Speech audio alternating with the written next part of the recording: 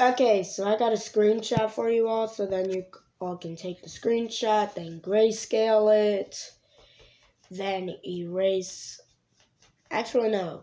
Get rid of the green screen effect first, then get rid of everything around the middle ground, then zoom it in, then grayscale it. And that way you got the middle ground for the GD Light mod, I believe. Okay, so that's basically stage 1 for GD Light mod. And now,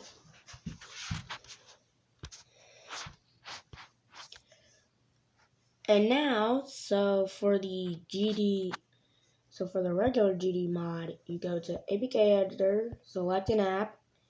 By the way, you have to have both GD Light and GDPS editor installed. So basically, GD Light as in GDPS editor Light. So basically, go to GDPS Light and go all the way down until you find the pixel blocks, I believe. So, oh my god, I'm an idiot. Where is it? I need help with my stuffy nose. My nose. Okay, so where is it? So yeah, pixel sheet. Here it is. The pixel blocks that you're going to need for the mod. So you take the GD Light pixel blocks. So let me tell you how this works. So you got to take the pixel blocks. I already did that. And then you got to take its little analyzation sheet. So let me just give you a demonstration on how it works. So like let's say I place down the default 1 block wide magma block. So basically, let's say that I get the 1 block magma block and then I place it down. Thus, it's going to select 2 textures. One is the primary color and 2 is the secondary color. So yeah, if I move the secondary color out of its frame or like replace it with something by moving a different object to its frame, then that object will be selected as color 2 instead. So basically, you all hear what I'm saying, right? So now, you know how that works. That's basically what this file sheet up here does that I'm spamming. See, this file sheet right here, that's what it does. It basically determines what assets get picked whenever you place down a block. And it does work,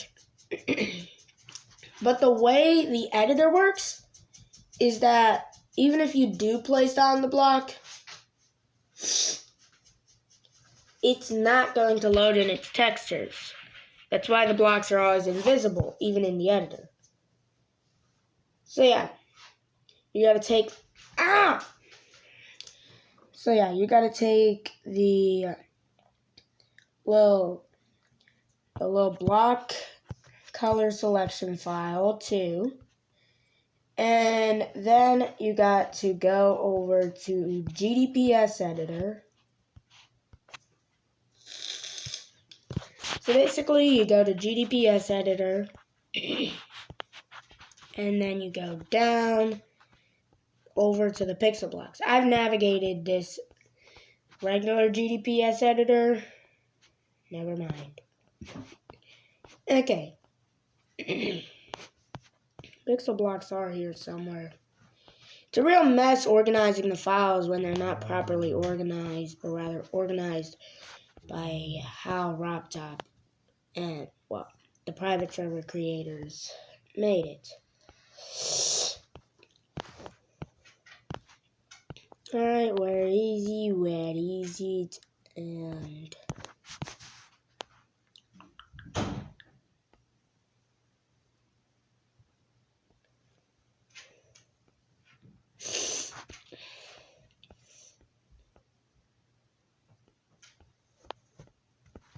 Oh yeah, just know that this will only work for the pixel blocks due to the...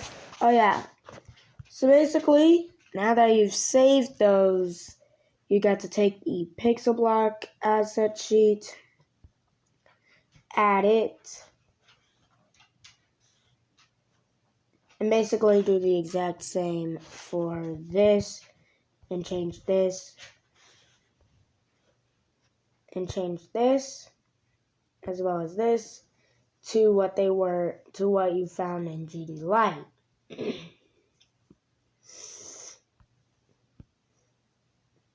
Oh yeah, if you try to apply this to anything else, like, let's say, particle triggers, then that means that every single level that contains particle triggers will crash. Every time you use view particle triggers in the editor, it will crash.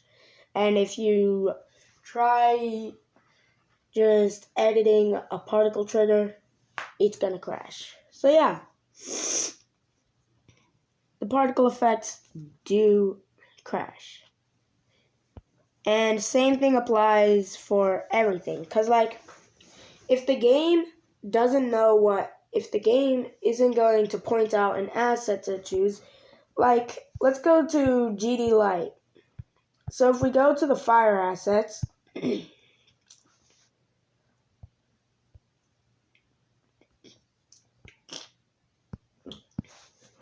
really swallowing air. Okay, so if we go down to the fire sheet, where the heck is that? Oh, by the way, the fire is stored in the same file as the portals.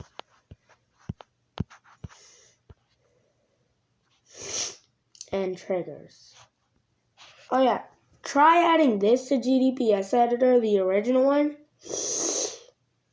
The entire game will just crash. Because the game has no, because the default editor file isn't set to point to that. So, like, you see that the coin assets were, that all the coin assets were moved to here. And so thus, if we check the fire sheet, no, where the heck is that? So now if we check the fire sheet, there's no coins. You already know where I'm going with this. The coins in both regular GD and basically every single version of Geometry Dash, except for both the ripoffs and GDPS Lite, but every other version of Geometry Dash has an actual... I suck at this. So basically GDPS... I can't freaking find my words. I can't find my way with words. Okay, so basically if we check the fire sheet, you already know. I don't even have to check it, because then I'm just wasting your all's time. So basically, and now, while I'm in the editor, I might as well tell you all how this worked in the first place and why it doesn't crash like everything else. Well, you see, I believe that whenever a pixel block texture is missing, then the game would just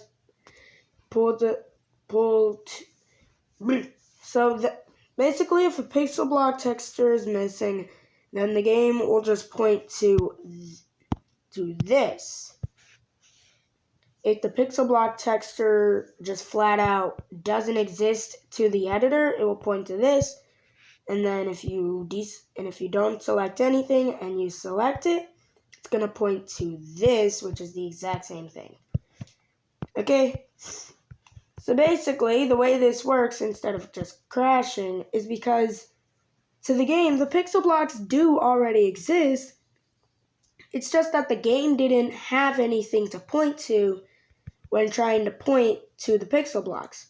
So now adding the pixel blocks and their text and their file and the file that makes it so then the game can actually point to their main and secondary color will basically now replace all of the texture missing blocks that held these pixel blocks as slots with the actual pixel block that's meant to go there if it was there in the first place. So yeah, that's how I believe this happens.